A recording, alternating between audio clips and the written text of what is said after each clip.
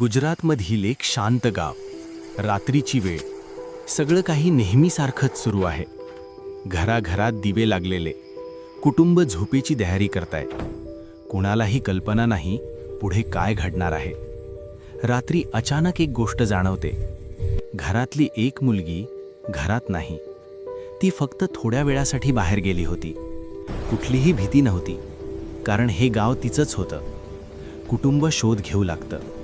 शेजारी, ओळखीची ठिकाणं, पण ती कुठेच सापडत नाही. रात्र पुढे सरकत जाते. प्रश्न वाढत जातात आणि भीती अधिक गडद होत जाते. पहाट होते. घरासमोर उभी असलेली गाडी. आत ती मुलगी आहे. तिने जे सांगितलं ते ऐकणं कठीण आहे, पण सत्य लपवता येत नाही. हे सगळे ओळखीचेच होते, गावाजवळचे. पण त्या रात्री त्यांनी माणुसकी विसरली. घटना समोर येताच पोलीस तपास सुरू होतो. सर्व आरोपी अटकेत घेतले जातात. ही गोष्ट फक्त एका कुटुंबाची नाही.